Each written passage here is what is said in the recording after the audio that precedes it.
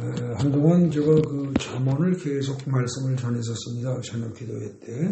오늘은 잠언 말씀 중에서 아주 중요한 한 절을 보겠습니다. 여러분 다 아시다시피 잠언 4장 23절입니다. 굉장히 중요한 말이죠. 그 말씀은 그 모든 지킬 만한 것 중에 더욱 내 마음을 지키라. 생명의 근원이 이에서 남이니라 했습니다. 이게 번역이 틀린 건 아닌데요. 이에서 남이니라 그랬는데 이 성경 번역에 뭐뭐하니라 하는 분들이 대부분 뭐뭐하기 때문이답니다. 원래가. 그래서 거기는 모든 지킬 만한 것 중에 더욱 네 마음을 지켜라. 왜냐하면 생명의 근원이 이에서 나기 때문이다. 이렇게 이해를 하시면 정확합니다. 표준세 번역은 그걸 좀 살려서 그 마음이 바로 생명의 근원이기 때문이다. 이렇게 번역을 했습니다. 근데 그걸 원문을 직역을 하면 지켜야 할 모든 것들 중에서 내 마음을 지켜라. 왜냐하면 꼭 들어주는 게 명확하죠. 왜냐하면 생명의 근원이 그것으로부터이기 때문이다. 이렇게 되어 있습니다. 어쨌든 뒷문장이 앞에 문장의 근거요 이유라는 점을 분명히 알아두시면 됩니다. 근데 거기서 지킬 만한 것 중에 내 마음을 지켜라 그럴 때 제가 그전에도 이 지킨다는 말에 대해서 설교를 여러 차례 한 적이 있습니다. 우리말에 지킨다 그러면은 여러 가지가 있어요. 교통신호를 지킨다. 그럴 때 지키는 건 준수한다죠. 준수한답니다. 그런데 도둑을 지켜라. 그럼 어떻게 돼요? 도둑을 지켜라. 그건 도둑이 들어오지 못하게 막는 겁니다. 그죠? 들어오지 못하게 감시하고 망을 보라는 거죠. 근데 내 보물을 지켜라. 그럼 또 어떻게 돼요? 귀한 것이니까 그것을 뺏기지 않도록 잘 보존해라. 또 이 얘기죠. 그죠? 그래서 우리말에 지킨다는 말은요. 잘 보존한다는 뜻도 있고요. 그 다음에 잘 방어한다. 보호한다. 그런 뜻도 있고요. 그 다음에 또 뭐예요? 맨 처음에 얘기한 준수한다. 교통법규를 지킨다. 그런 것도 있어요. 근데 성경에서 말하는 지킨다 이거는요. 그 중에 주로 어느 겁니까? 잘 보존한답니다. 그리고 잘 방어한다 그런 뜻이에요. 잘 보존하고 방어해라. 그런 뜻입니다. 준수해라가 아닙니다. 여러분 성경에 준수해라라고 할 때는요. 꼭 행해라, 준수해라 그런 단어를 씁니다. 근데 일반적으로는 그런 말을 하지 않고 지켜라 그럴 때는 그 말씀을 잘 마음속에 보존해라. 그 말씀을 마귀가 뺏어가지 않도록 잘 보존해라 그런 뜻입니다. 그걸 분명히 알아두셔야 됩니다. 그리고 거기 그 주보제가 요약한데 2번에 보시면 이 지킨다는 말은 안팎을 잘 감시하는 거예요. 그리고 망을 보고 방어하는 거예요. 그리고 잘 보존하는 겁니다. 근데 이건 뭐냐? 누군가가 마귀가 나의 귀한 것을 뺏어가거나 나를 해치려고 하는 상황에 내가 처해 있다는 것을 전제로 하는 말입니다. 이 지키라는 말은. 그래서 평범하게 그냥 지나갈 것 같지만 조금만 생각해보면 아하 내 마음속에서부터 뭔가 귀중한 것을 뺏어가는 존재가 있구나. 그리고 나를 공격하는 존재가 있구나. 그거를 깨달으셔야 됩니다. 근데 이 잠언 말씀을 잘 보면 모든 지킬 만한 것 중에 그랬어요. 그죠? 모든 지킬 만한 것 중에라는 말은 뭐예요? 지킬 만한 것이 한 가지다? 아니요. 여러 가지 있다는 겁니다. 사실 여러분 삶에서 지킬 만한 게 여러 가지 있지요. 안 그렇습니까? 생명도 지켜야죠. 건강도 지켜야죠. 그죠? 재산도 지켜야죠. 그 다음에 가정도 지켜야 되고요. 사회적 지위도 지켜야 되고 명예도 지켜야 되고 권력도 체면도 자존심 양심 모두 다 지킬 만한 가치가 있는 것들입니다. 그죠? 제가 지금 말씀드린 것 중에 그런 건 안 지켜도 돼 이런 거 있어요? 없단 말입니다. 다 지킬 만한 가치가 있어요. 그런데 이 모든 지킬 만한 것 중에 성경은 뭐라고 얘기를 하느냐? 잠언은 뭘 지켜라? 네 마음을 지켜라 이런 데니까요. 네 생명을 지켜라 그러지 않았어요. 생명을 지켜라도 아니고요. 재산을 지켜라 그러지도 않았어요. 가정을 지켜라, 사회적 지위를 지켜라, 명예, 권력, 체면을 지켜라, 자존심, 양심 지켜라. 그렇게 안 해요. 마음을 지켜라 그래요. 이거 굉장히 특이합니다. 여러분들 어떻습니까? 여러분들은 뭘 지키고 싶습니까? 지금 현재 여러분들에게 지키고 싶은 게 뭐예요? 뒤집어 얘기해서 뭔가 손해를 봤을 때, 뭔가 뺏겼을 때 제일 아까운 게 뭐예요? 여러분이 손실을 봤을 때, 건강이 상했을 때 마음이 아픕니까? 아니면 돈을 많이 잃었을 때 마음이 아픕니까? 아니면 권력을 잃었을 때 마음이 아픕니까? 명예를 잃었을 때 마음이 아파요? 자존심을 잃었을 때 마음이 아파요? 뭘 잃었을 때 마음이 제일 아프냐는 거예요. 그 뭔가 잃었을 때 마음이 제일 아픈 게 그게 그 사람의 가장 귀하게 여기는 겁니다. 근데 그걸 잘 생각을 해야 되는데 그랬을 때 정말로 현명한 사람이라면 하나님의 말씀을 깨달아 아는 사람이라면 지켜야 할 게 뭐다? 자기 마음이 온전히 보존되고 있는 걸 살펴보라는 거예요. 네. 여러분들은 평소에 특히 뭘 지키면서 살아가고 계십니까? 잘 생각해 보세요. 대부분의 사람들이 공통적으로 지키려고 하는 걸 몇 가지 얘기할 수 있을 겁니다. 근데 아마 대부분의 사람들이 지키려고 하는 게 뭐냐? 돈일까요? 아니요, 돈은요, 적은 사람들은 지키려고 안 합니다. 지킬 게 있어야지. 안 그래요? 사실이에요. 돈이 적은 사람은 지킬 게 없어요. 뭐 지킬 게 뭐가 있어요? 그러니까 지킬 거 없기 때문에 돈 때문에 지키려고 고민은 안 합니다. 벌려고 고민을 하죠. 지킬 걸 만들려고 고민하는 거죠. 근데 많은 사람일수록 지키려고 고민합니다. 이 돈을. 제 고등학교 동기 중에서 그때 당시에 30대쯤에 그러니까 지금부터 한 30년 전에 대략 30년 전에 물려받은 재산이 한 300억 되는 친구가 있었습니다. 근데 그 친구는 제일 고민이 뭐냐면 아버지한테 물려받은 재산이 300억이 되다 보니까 이걸 지키는 게 문제입니다. 이걸 어떻게 하면 잘 지키느냐? 성을 쌓는 것보다 성을 지키는 것, 수성이 힘들다. 걔 머릿속엔 그 생각만 있습니다.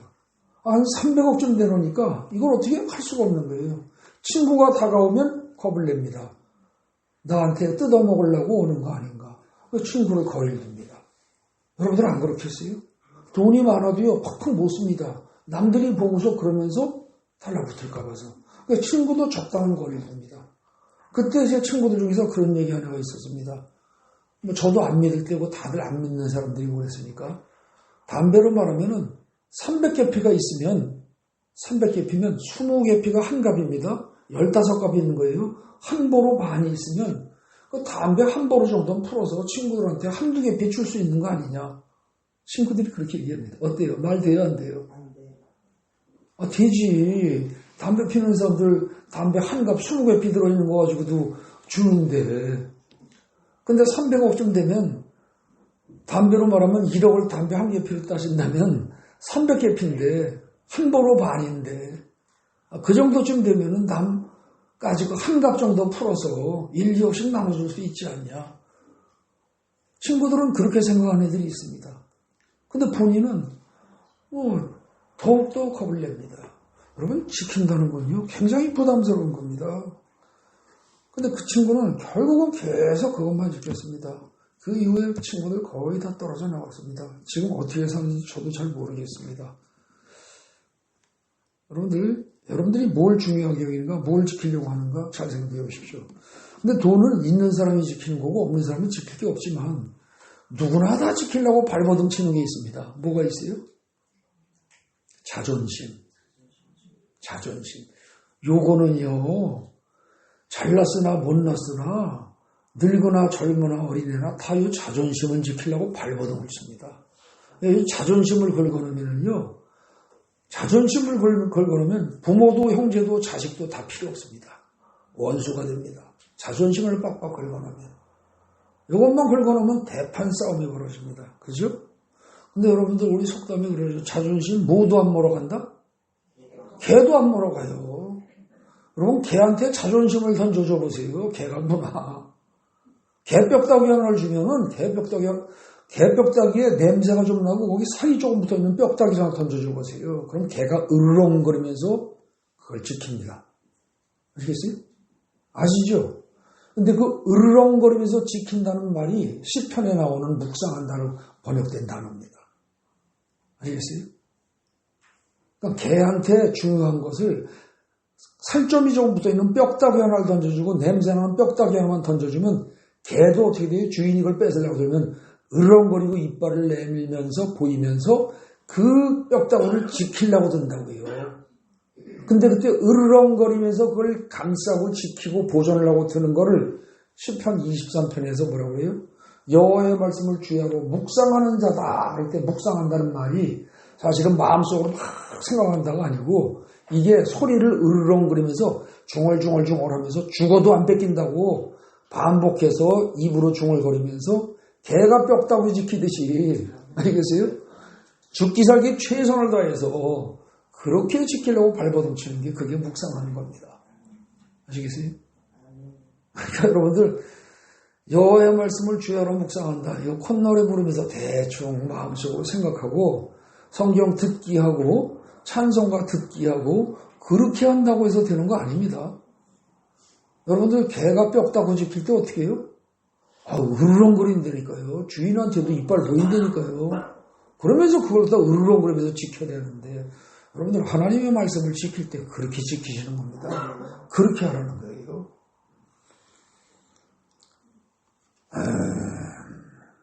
거기에 3번에 제가 질문했습니다. 지킬 만한 게 여러 가지가 있는데 나는 평소에 뭘 지키면서 살아가고 있는가? 한번 잘 생각해 보십시오. 그 다음에 4번에 요약한 거 보세요. 자신의 마음을 지키라고 그래요. 근데 마음을 지키라는 거 이거요. 내 마음을 지킨다. 이건 뭐예요? 외부의 공격으로도 지키라는 말도 되고요.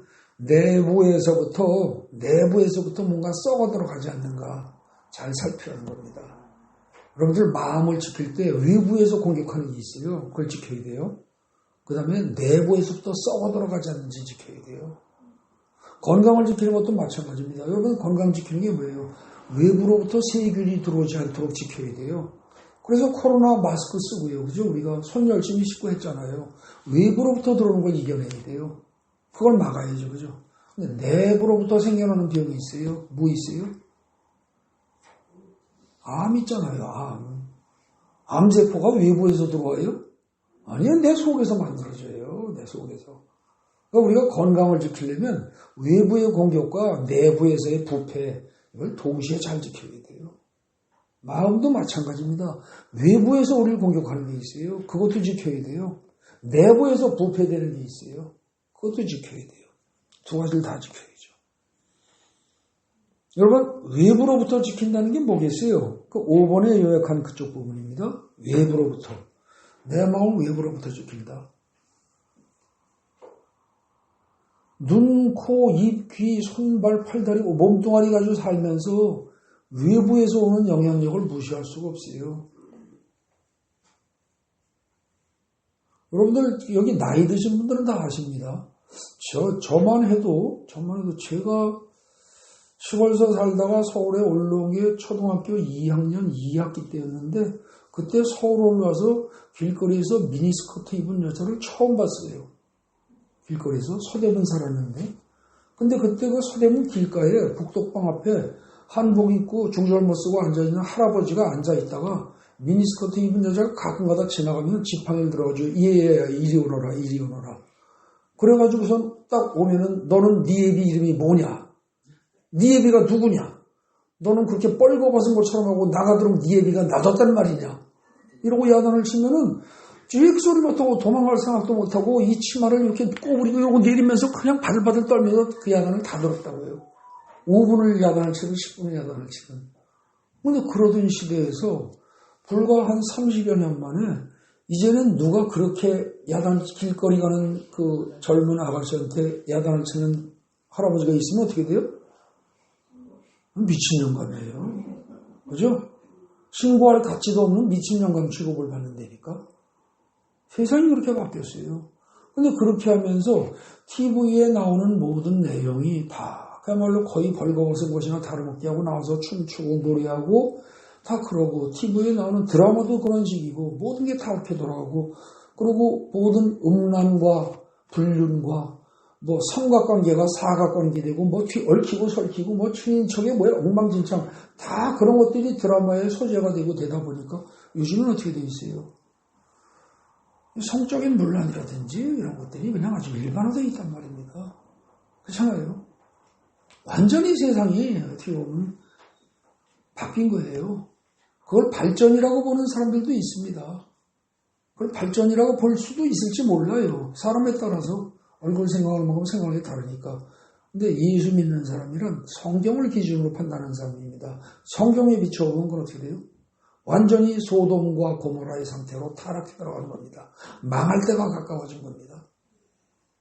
여러분 지금 환경오염이 문제고 뭐 그밖에 뭐 지구가 뭐 오존층이 어쩌고 뭐 중공과 미국이 대립을 하고 뭐 북한이 어쩌고 저쩌고 그것 때문에 망하는 게 아니고요. 지금은 성경에서 말하는 기준들이 다 깨져나가면서 완벽히 다 깨져나가는 상황입니다. 여기까지 와서 한번 망할 때가 가까워지지 않았을까. 만약에 망한다면 그래서 망하는 것이지 미국과 중국의 대립이 극심해서 망한다? 뭐 북한이 어째서 망한다? 그런 건 아닐 겁니다. 저건 외부에 우리 눈에 보이는 세상에 보이는 모든 것들이 여러분들의 영혼을 병들게 하고 망치게 하는 그런 것들이 속속 여러분들과 나의 눈을 통해서 들어옵니다. TV를 통해서, 신문을 통해서, 핸드폰을 통해서 수도 없이 들어오죠. SNS를 통해서 수도 없이 들어옵니다. 그러니까 여러분들한테만 들어가는 게 아닙니다. 여러분들의 나이 어린 자식들, 나이 어린 손주들한테도 계속 들어갑니다. 여러분들이 아는 것보다 훨씬 많이 들어가고 있습니다. 여러분들이 한 번 볼 때 걔들은 3번, 5번, 10번을 봅니다. 여러분들보다 그런 것에 훨씬 접근 능력이 강합니다. 여러분들 핸드폰 가지고 전화 받는 것만 제대로 하고 다른 거 거의 못하는 분들 많죠. 나이가 많을수록. 요즘 애들은요. 2살, 3살만 돼도 다 아시지 않습니까? 전자제품 다 만질 줄 압니다. 핸드폰 주면 다 다룰 줄 압니다. 6살, 7살 초등학교만 들어가 보십시오. 걔네들이 음란물에 할아버지 할머니는 전혀 꿈도 못 꾸는 엄마 아버지도 잘 모르는 그런 걸 유능하게 다 찾아 들어갑니다. 그러면서 망해 들어갑니다. 그러면서 마음속에 더러운 죄악의 씨앗을 계속 뿌리는 거죠. 그 죄악의 씨앗은 원래 어디서부터 옵니까? 마귀가 주는 겁니다. 마귀가. 근데 마귀가 세상 문화라는 형태로 죄악의 씨앗을 계속 뿌려댑니다. 그 씨앗이 들어오는 통로가 핸드폰이고 TV이고 컴퓨터고 주로 요즘은 그겁니다. 그죠? 그렇게 수없이 많은 씨앗이 뿌려집니다. 그 수없이 많은 씨앗을 받아들인 결과 어떻게 돼요? 거기서 온갖 잡초와 독초가 무성하게 자랍니다. 여러분들 마음속에 잡초와 독초가 가득 차 있습니다. 그러니까 결국 어떻게 돼요? 나중에 어떻게 됩니까? 인생이 혼란스러워요. 무엇이 옳은지 무엇이 그른지 알 수가 없어요. 혼란스러워요. 혼동이 돼요. 혼돈 상태에 있어요. 그리고 왜 사는지 몰라요. 공허해요. 내가 살긴 사는데 왜 사는지 몰라요. 여러분 왜 삽니까? 돈 벌려고 삽니까? 먹고 살려고 삽니까? 왜 살아요? 자식 낳고 자식 키우려고 살아요? 그렇게 하면 뭐가 좋은데? 막상 왜 사느냐고 물으면 대답할 거리가 없어요. 그죠? 왜 사는지도 모르고 어떻게 살아야 하는지도 모릅니다. 삶의 목표가 무엇인지 어떻게 해야 옳은 것인지 옳고 그른 걸 알 수가 없어요. 옛날에는 옳고 그른 게 분명히 구별이 돼 있었습니다. 요즘에는요. 옳고 그른 거 구별이 안 돼요. 옛날에는 대부분 어땠어요? 무조건 결혼하고 살았습니다. 결혼하고 살지 않는 경우는 극히 가난해서 도저히 결혼생활을 할 비용이 없고 돈이 없어서 그래서 그냥 살 경우에 그것을 부끄럽게 생각하고 또 남자가 여자한테 그냥 그렇게 살 때는 미안하게 생각하고 반드시 결혼식이란 걸 남들 보란 듯이 꼭 해주기를 나중에라도 해주고 이랬단 말입니다. 근데 요즘은요. 돈이 없고 어려워서가 아니에요. 그냥 동거하잖아요. 그냥 결혼식이란 걸 안 해요. 그냥 동거하는 거예요. 혼인신고 해요? 안 해요? 안 해요. 애 낳아요, 안 낳아요? 안 낳아요. 근데 그렇게 사는 게 주위에 몇몇 아무개 자식이 그런 데더라 하는 순간에 어떻게 하다 보니까 뭐예요? 내 자식이 그렇게 됐네. 죽일 거예요, 살릴 거예요. 요즘엔 많아요, 그게. 그래서 주위에 하도 그게 많아지니까 이제는 어른들도 60, 70 넘은 어른들도 이제는 아주 만성화되어 버렸어요. 의뢰 그러려니 하고. 여러분들 지금처럼 나가면 지금 어린애들 초등학교, 중학교 이렇게 다니고 고등학교 다니면 걔네들이 결혼 정년기가 되고 싶죠. 그때는 어떻게 되나? 어떻게 될까요? 아마 한 달 정도 간격으로 이 남자, 저 남자, 이 여자, 저 여자 그냥 아마 그냥 돌아가면서 그냥 그러고 살 거예요. 세상이 어떻게 될까요? 망하는 길로 가는 겁니다. 근데 그런 모든 것들이 지금 외부로부터 계속 들어와요. 그래서 여러분들 외부로부터 주위 환경으로부터 문화라는 이름으로 여러분들에게 파고 들어오는 어떤 그 나쁜 것들이 있죠. 그런 것들 눈으로 귀로 들어오는 모든 것들 그런 것들이 사실은 여러분들을 편안하게 하고 여러분들 소신과 살아가게 하고 편안하게 할 것 같지만 그런 것들이 여러분들 진 누릅니다. 진 눌러요.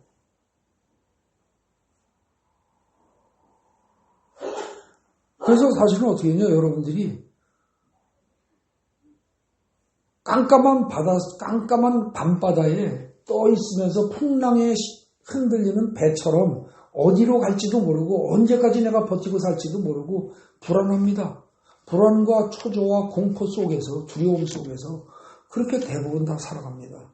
근데 그걸 드러내지 않으려니까 겉으로는 생글생글 웃으면서 반짝반짝 웃으면서 유쾌한 척하면서 행복한 척하면서 속으로는 골마들어가지고 창세기 1장의 맨 앞에 나오는 기절 거기 보세요.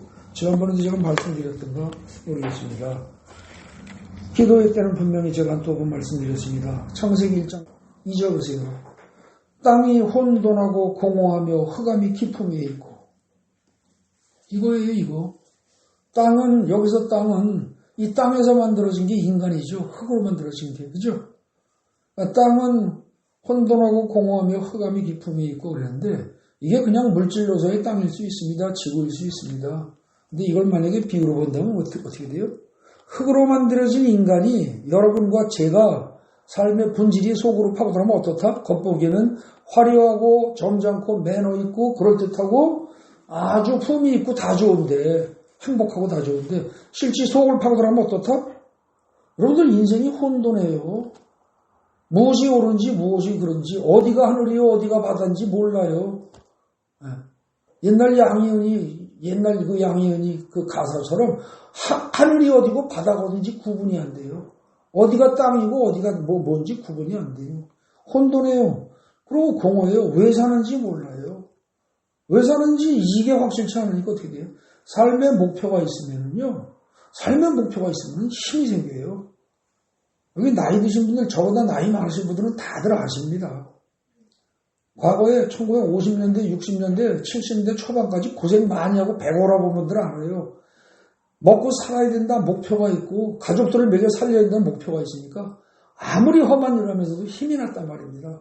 근데 이제 먹고 살만해지니까 왜 사는지 몰라요. 땅이 혼돈하고 인생이 혼돈하고 공허해요. 그리고 깜깜해요. 어디로 가야 할지 앞으로 어떻게 될지 아무것도 몰라요. 여러분들 죽은 다음에 어떻게 될지 알아요? 모르잖아요. 지금 당장 단칸 지하방에 살면서도 아파트 추천받아가지고 그래도 한 3, 40평 되는 아파트 가기로 계약돼 있으면 약속돼 있으면 여러분들 인생이 어때요? 즐겁잖아요. 신나잖아요. 그죠? 지금 단칸 지하방에 지금 단칸방에 살아도 지금 힘들어도 미래가 보이고 앞으로 비전이 있다면 인생이 즐겁고 힘이 난단 말입니다. 살만한 재미가 있어요. 근데 여러분들 갈 데가 없으면 자 여러분들 살고 있는 동네가 조만간에 어떤 이유든지 간에 전부 철거해버려요. 싹 철거해버려요. 근데 정부에서 어떤 이유든지 간에 그 다음에 갈 데를 보장을 안 해줘요. 그럼 여러분들 어떡하겠어요? 그냥 가만히 있다가 그냥 당하고 갈 데 없으면 허공에 떠서 그냥 있다가 그냥 고생하다가 그냥 죽을 거예요? 아니잖아요. 뭐 투쟁한다고 그러고 무슨 위원회 만들고 해서 머리 뒤들고 난리치고 싸울 거 아닙니까? 여러분들의 안녕과 복지를 위해서.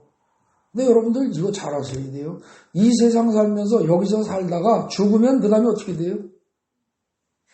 갈 데 없는 사람들 많아요. 모르는 사람들 많아요. 어디로 가는지도 모르고 왜 가는지도 모르고 거길 그러면 어떻게 하면 거길 안 갈 수 있는지 어떻게 하면 피할 수 있는지 가는 데가 사실은 지옥인데 그걸 막을 수 있는 길이 있는가? 이거 생각 안 하고 사는 사람들 많아요. 낮에 어린애가 하루 종일 저 어렸을 때 구슬치기 딱지치기 많이 했습니다. 낮에 하루 종일 구슬을 따서 이만큼을 따는 애가 있어요. 근데 그거 다 따고 그 애가 저녁 때 집에 갈 집이 없으면 집에 엄마도 없고 아빠도 없고 자기는 고하고 갈 데가 없으면 저녁에 그 구슬이 무슨 소용이 있어요. 그죠? 인생 똑같은 겁니다. 죽은 다음에 갈 데도 모르고 땅이 혼돈하고 공허하고 흑암이 깊은 데 있다. 이게 사실은 대부분의 인생들의 심리 상태입니다. 영적 상태예요. 근데 그런 그 혼돈과 공허와 흑암이라는 것이 어디를 통해서 들어오냐? 여러분 눈과 귀를 통해서 핸드폰과 TV와 인터넷과 이렇게 끊임없이 들어온단 말입니다. 그게 내 속에 끊임없이 쌓이는 거예요. 씨를 뿌리는 정도가 아니라 차곡차곡 쌓입니다. 내 속에 죄가 쌓이는 거죠. 그래서 죄악된 생각과 죄악된 행동을 내가 하면서도 감각이 무뎌지는 겁니다. 참 딱한 일이죠. 여러분들 우리는 마치 이 세상을 살아가는 게 적들에게 둘러싸여서 쌓여있는 고립된 작은 조그만 성과도 똑같습니다. 세상이 지금 다 우리를 파괴하려고 망치려고 병든 문화가 우리를 파고 들어오고 있어요. 근데 그걸 즐긴단 말이죠. 그거를 즐기는 걸 행복이라고 느껴요. 참 딱한 일입니다. 근데 우리가 살면서 이렇게 그러니까 이게 그 적들에게 둘러싸여서 고립된 작은 성과 같은 상황이니까 어떻게 돼요? 긴장되고 고통스럽고 힘들 수밖에 없어요. 근데 이 긴장된 속에서 우리가 정신 차리고 귀한 거를 바로 잡아야 되는데 살 수 있는 길을 찾아야 되는데 이게요 사소한 걸 귀중한 것처럼 자꾸 늘어진단 말이죠. 모든 사람이 자꾸 늘어지는 게 아까 말씀드린 뭐라고요? 자존심이라니까요. 요거 자꾸 늘어지는 거예요. 자존심 지키기를 최우선으로 생각하면서 살고 있습니다. 사람들이. 그래서 실제로 어떻게 돼요? 자존심을 긁어놓으면 부부간에도 그야말로 얄짤없습니다. 부부간에도 팍팍 핥히고 싸웁니다. 부모 자식 간에도 그럽니다. 형제 간에도 그럽니다. 이게요 제일 가까워야 할 인간관계 사이에서도 자존심을 긁어놓으면 이건 사정없이 싸운다는 거죠. 그렇게 하고서 싸운 다음에 어떻게 돼요? 자존심 때문에 빨리 못 풀어버립니다. 그죠? 내가 절대 미안하다 잘못했다 그러고 내가 화해의 제스처를 보이는 거를 자존심이 상해서 허락을 못합니다. 그래서 입을 꼭 다물고 살다 보면 그게 한 달이 되고 두 달이 되고 세 달이 되고 심한 사람은 1년까지도 갑니다. 그러다가 결국은 한 사람이 풀고 나면 그때 비로소 마치 큰 은혜나 베푸는 것처럼 그때 마지못해서 용서하는 척합니다.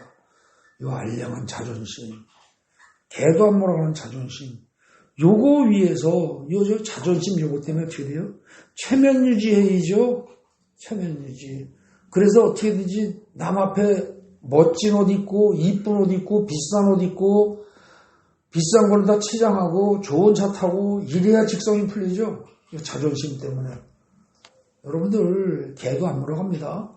죽을 때 자존심 덕을 요만큼이라도 봅니까? 아닙니다. 그것 때문에 지옥 갑니다. 그것 때문에 이 세상에서 천국을 누릴 수가 없습니다. 심령천국 못 누려요. 근데 그것 때문에 그냥 그 자존심 그것 때문에 인생 망치는 겁니다. 여러분들 하는 많은 행동들이 사실은 여러분들의 자존심 하나 유지하기 위해서 했던 거 아닙니까? 여러분 인생 얼마나 오래 산다고 자존심 싸움하고 체면 유지, 남의 눈치 보기 이거에다가 여러분들 귀중한 인생을 허비할 겁니까? 잘 생각해 보세요. 얼마나 살 것 같으세요? 계산해 봅시다. 간단히 계산해 봅시다. 365일이 1년입니다. 그죠? 근데 여자들 이런 그 수필이 있습니다. 읽어보신 분들이 있을 거예요. 옛날에 읽었던 수필 중에서 여자들이 시집가서 김장 30번만 하면 늙어버리는 거예요. 끝나는 거예요. 그거 인생이에요. 30살쯤 시집가가지고 30 안쪽에 시집가서 김장 한 30번 정도 하고 나면 어떻게 돼요? 아들 며느리 보고요. 딸 사위 보고 이래야 돼요. 자기 인생 끝나는 거예요. 근데요, 이걸 날짜 수로 씌워보자고요. 365일 1년. 그럼 10년이면 얼마예요? 3650일. 길어요? 여러분 10년 그러면 긴 것 같지만 3650일? 어젯밤에도 자고 아침에 일어났잖아요. 그거 3650번 하면 어떻게 돼요? 10년 지나가요. 여기 10년 지나가면 여기서 안 계실 분들이 저를 포함해서 얼마나 될지 몰라요. 아무도 몰라요. 그걸 누가 알아요? 젊은 애들은 괜찮다고요? 천만의 말씀 몰라요. 무슨 사고로 어떻게 갈지 인간이 어떻게 합니까? 인간의 수명은요, 생명은 아무도 몰라요. 오늘 밤에 데려가실지. 다만 나이 먹은 사람들은 오늘 밤에 갈 확률이 젊은 사람보다 크겠죠. 그러나 여러분 꼭 그렇지만 않습니다. 젊은 애들도 아무도 예측 못해요. 근데 10년이면 3650일이에요. 그럼 30년 하면 얼마예요? 3650일 곱하기 3 하면 그게요, 만일이 조금 넘어요. 만일하고요, 95일인가 돼요. 계산해 보세요. 만일하고 100일이 안 된다니까.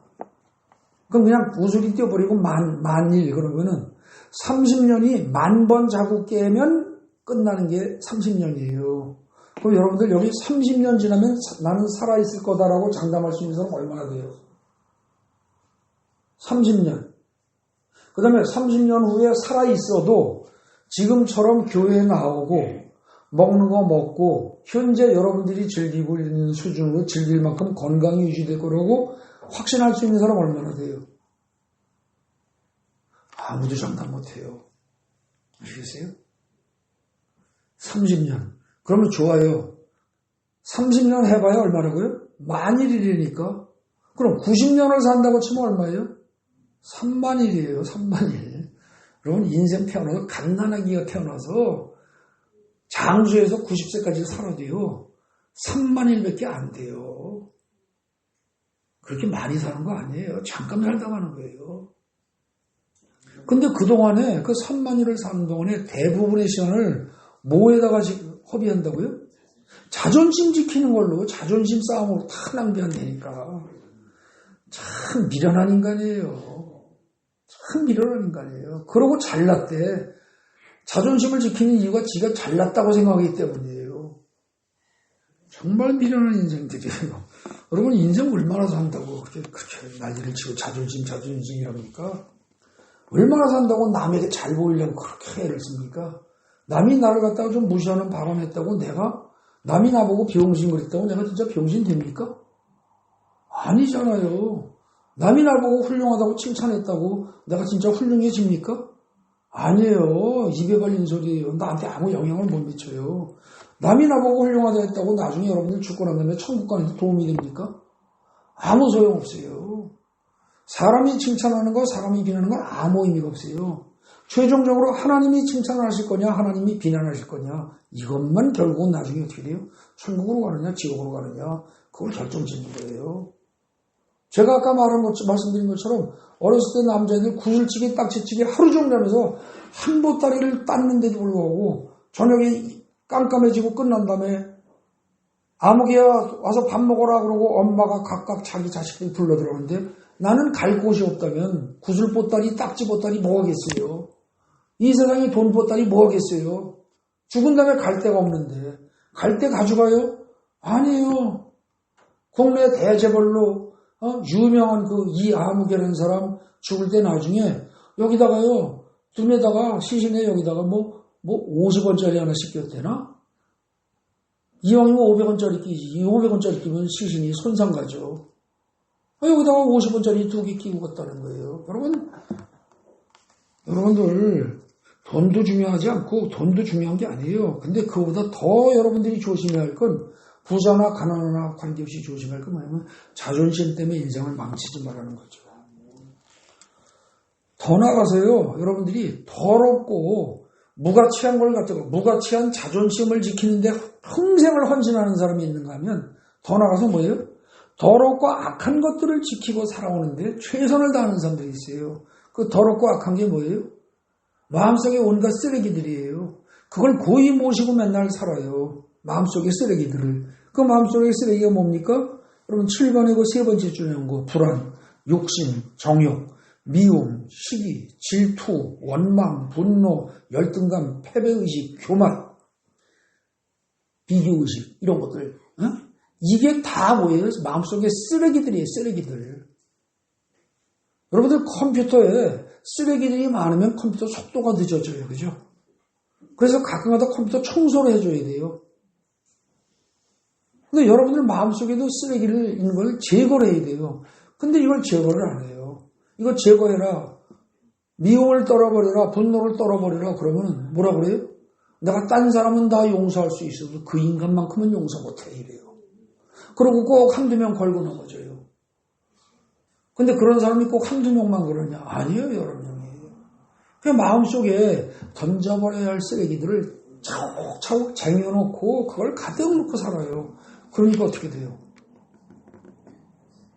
속에서 불이 나죠. 속에서 썩어 들어가는데 여러분들 마음이 썩어 들어가는데 육신이 상하겠어요? 온갖 병이 다 생기죠. 근데 그렇게 해서 자꾸 오랫동안 쌓이면 어떻게 되겠어요? 나중에 마음에서 돌아버릴 것 같거든요. 여러분들 실제로 마음속에 미움과 분노, 원망을 많이 못 버리는 사람들은요. 어떤 습관이 있는지 아십니까? 많습니다. 이런 사람들. 실제로 자기 혼자 있을 때 갑자기 미운 사람 생각이 나면 중얼중얼하면서 그놈 다음에 만났을 때 막 뭐라고 그따위로 한 번만 더 해봐라. 그럼 내가 어떻게 대처할까 하고 중얼중얼하면서 막 저주를 하고 욕을 하고 그걸 자기 혼자 하는 경우가 많이 있습니다. 여러분들 그런 경험 없으세요? 하나도 없어야 정상입니다. 근데 마음에 상처가 있고 분노가 있는 사람들은 그런 행동들을 수도 없이 합니다. 자주 합니다. 여러 사람을 대상으로 합니다. 이미 속에 쓰레기가 가득 찼다는 얘기입니다. 여러분들 내 마음속에요. 내 마음속에 그 더러운 것들을 내 마음속 깊은 곳에 더러운 쓰레기들을 잘 보존한 채 그것들에 이끌려서 살고 있지 않습니까? 그 결과 여러분들의 인생이 혼돈하고 공허하고 흑암이 깊은 위에 있다. 이 표현이 딱 맞는 것 같고 그게 공감이 가는 그런 삶을 살고 있지 않냐는 거죠. 여러분들 거기 그 주어 7번에 셋째 줄에 불안, 욕심, 정욕, 미움, 시기, 질투, 원망, 분노, 열등감, 패배의식, 교만 등등등등 쭉 나온 거 거기 있는 거 말고도 또 많이 있겠죠. 그런 것들 중에서 현재 여러분의 삶을 이끌어가고 있는 게 뭡니까? 하나도 해당 사항이 안 돼야 돼요. 해당 사항이 없어야 돼요. 여러분들을 실제로 이끌어가는 게 뭐예요? 사랑이고 기쁨이고 감사고 이런 마음이어야 돼요. 근데 그게 아니고 여러분들을 이끌어가는 게 지금 거기 나온 그 7번 있는 셋째 줄에 나오는 그런 것들 중에 한 두어 개가 나를 이끌어간다. 그 사람은 지금 지옥에 살고 있는 겁니다. 지금 여기서 지옥을 맛보고 있는 거예요. 그러다가 이제 육신이 죽고 나면 그보다 1000배나 10,000배나 심한 영원한 지옥에 그냥 들어가는 거죠. 여러분들을 이끌어가고 있는 그 더러운 쓰레기 같은 게 뭐 있어요? 불안입니까? 무엇에 대한 불안입니까? 욕심입니까? 뭐에 대한 욕심입니까? 정욕입니까? 원망이에요? 무엇에 대한, 누구에 대한 원망이에요? 열등감? 뭐가 그렇게 열등감 가질 일이 있어요? 교만? 질병에 대한 두려움? 여러분들 마음밭에 염려와 불안이라는 씨앗을 심어놓고 그것을 고이고이 잘 간직하고 항상 그것들을 갖다가 잘 마음속에 딱 보듬고 있으면 그 염려와 불안이 자라나요. 마찬가지예요. 마음속에 미움과 원망을 심어놓고 그걸 고이고이 간직하고 잘 보듬고 있으면 미움과 원망이 자라나요. 또 마음속에 암을 묵상하고 있으면 나는 암에 걸려서 이러고 나는 불면증 우울증 이러고 자꾸 그걸 묵상하고 있으면요. 그 속에서 암이 자라고요. 불면증이 자라고 우울증이 자라요. 제가 전에 그런 말씀 드린 적이 있어요. 제가 혈액암 걸렸을 때, 39, 40살에 혈액암 걸렸을 때, 의사가 하루를 못 산다고 그랬거든요. 절 보고. 당신이 오늘 밤에 누우면 내일 아침에 눈뜨고 일어난다는 보장이 없다고 그랬어요. 그러니까 금방 죽는다는 얘기인데, 그때 제가 내린 결론이 뭐냐면, 그렇다면 좋다. 하루를 사도 즐겁게 살자. 그래서 제가 했던 일이 뭐냐. 술을 실컷 퍼먹었어요. 담배 실컷 폈어요. 저 그때 예수 안 믿을 때거든요. 술을 박스로 사다가요. 중국 술, 독한 술을 박스로 3박스씩 사다가 집이 좁아가지고 어디 놀 때도 마땅치 않아서 내 책상에, 공부하는 책상 밑바닥에 공간이 있는데 거기다가 박스를 겹쳐놓고 이렇게 저렇게 놓고 맨날 술을 갖다가 나발을 불듯이 하고 살았단 말이죠. 근데 그렇게 하고서 한 3개월을 살다가 병원에 갔어요. 의사가 이러고 쳐다보니 또 왔어요? 그래요. 안 죽고 여태 살았냐 이거예요. 3개월 안 갔더니 한 달에 한 번씩 가야 할 환자가 오다가 몇 달 오다가 3개월 안 갔더니 여태 살았냐 이겁니다. 그래서 그러더니 검사를 해봤어요. 수치가 좋아졌어요.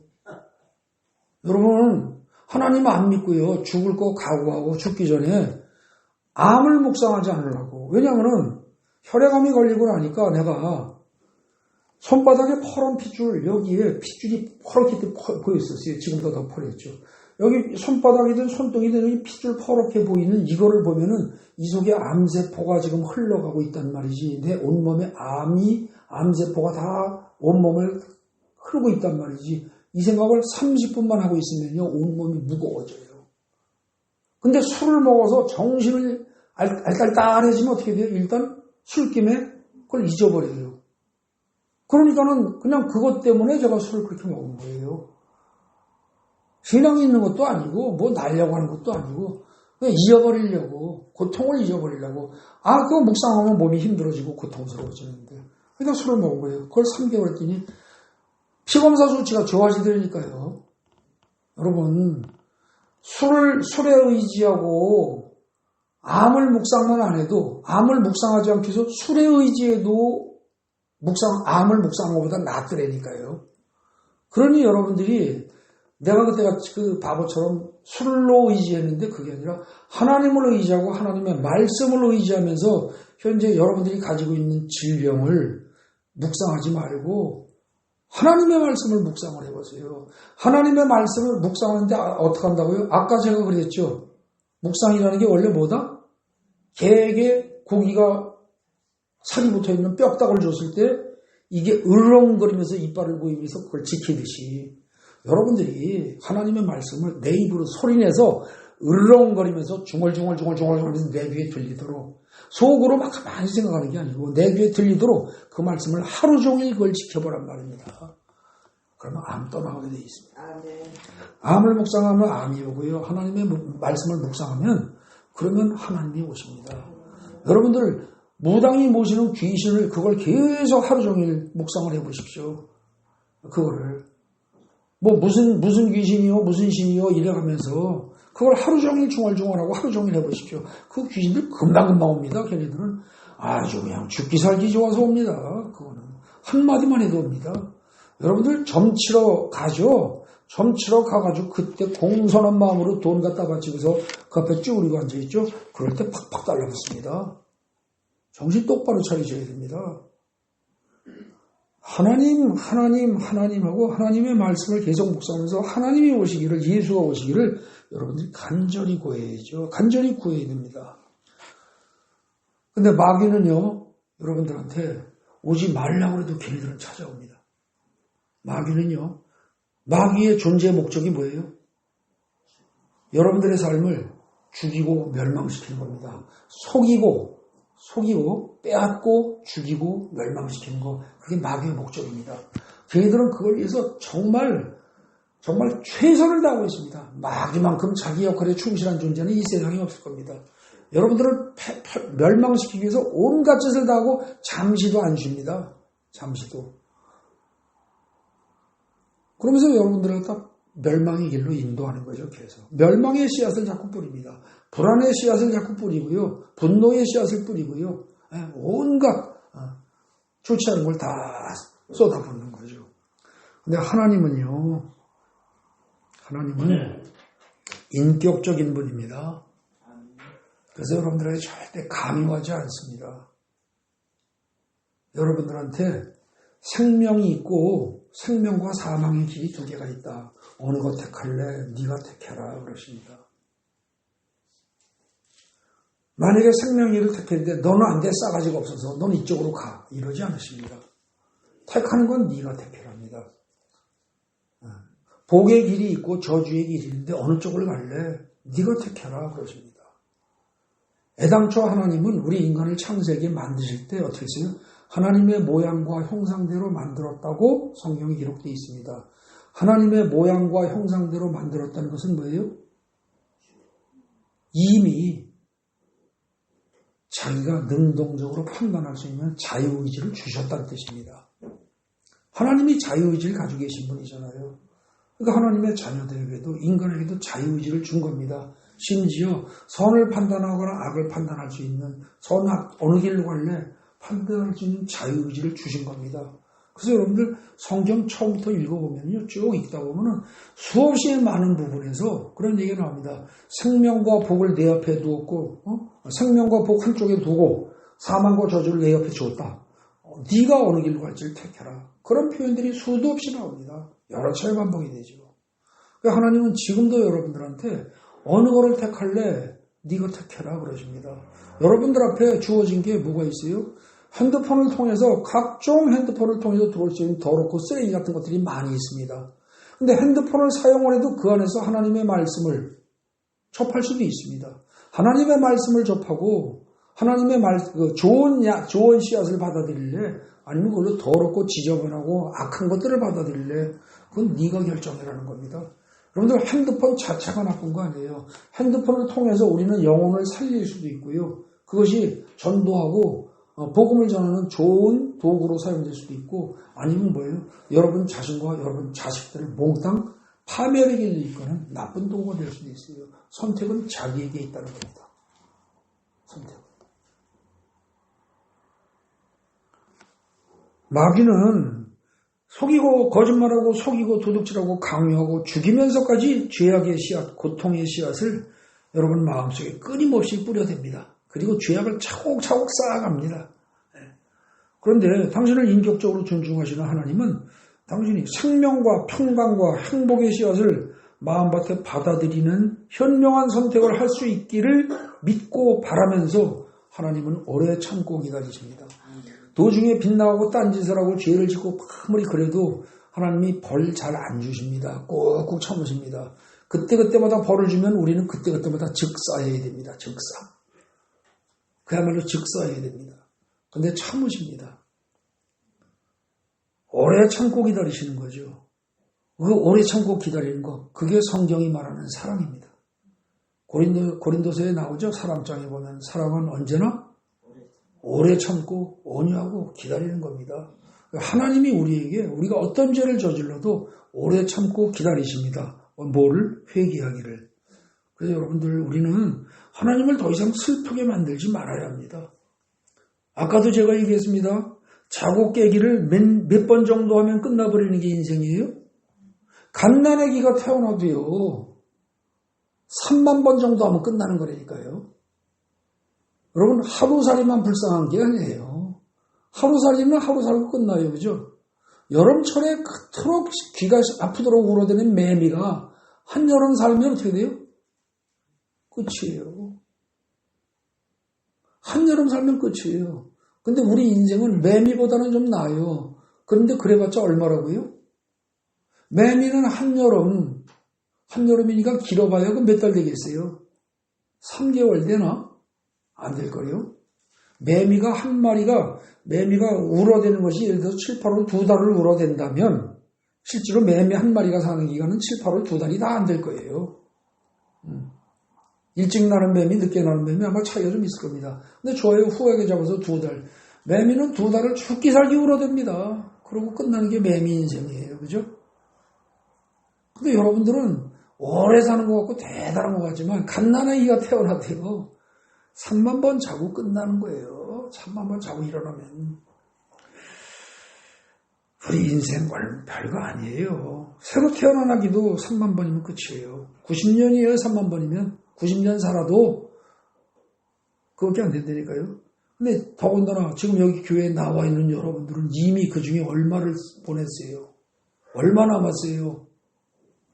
진짜 얼마 안 남은 거예요. 얼마 남지 않고 끝날 우리 인생을 더 이상 낭비하면 안 됩니다. 인생 낭비는 다른 거 없어요. 자존심 싸우기에서 자존심 지키기에서 벗어나면 여러분들은 굉장한 자유를 얻습니다. 다른 거 그만두고요. 자존심만 버리세요. 내가 남보다 잘났다고 목에 힘주는 거 그거 버리세요. 잘나기 뭐가 잘났어요. 잘난 거 하나도 없어요. 머리가 좋아? 그거 어떻게 낳다 보니 부모님이 머리 좋게 낳아주셨지. 돈을 많이 벌었어? 하나님이 재물 얻을 능력을 주신 거지.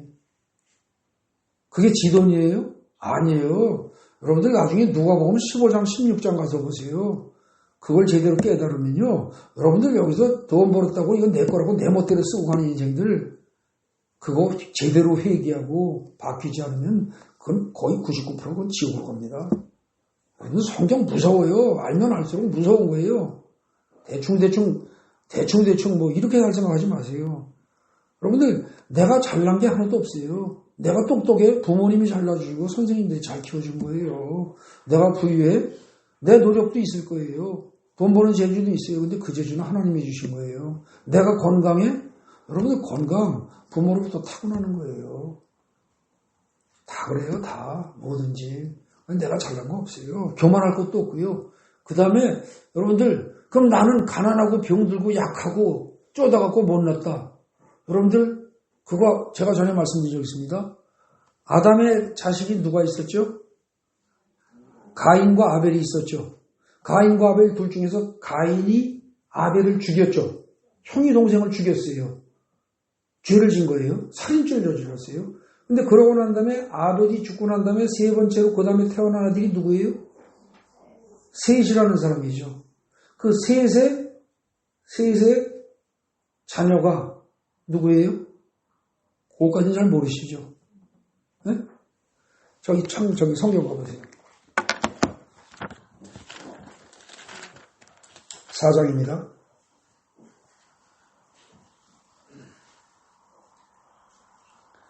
4장 맨 끝에 보세요. 셋도 아들을 낳고 그 이름을 에노스라 하였으며 그랬습니다. 그죠? 에노스. 요 에노스라는 이름이 나왔죠. 이렇게 이름을 딱 얘기할 때는요. 요 이름의 뜻을 알아둘 필요가 있어요. 에노스가 무슨 뜻이라고 그랬어요? 네? 병약자예요. 병약자. 병으로 우리 지금 하면 골골이에요. 골골이. 근데 골골이 정도 수준이 아니고 얘는 치료 불가능한 수준의 병자라는 뜻이에요. 이 에노스가. 근데 그런 에노스이기 때문에 어떻게 돼요? 그때 사람들이 비로소 여호와의 이름을 불렀더라. 셋이 자식을 낳는데 에노스라는 애를 낳았어요. 근데 낳는데 얘가 태어날 때부터 선천성 구제불능성 병자예요.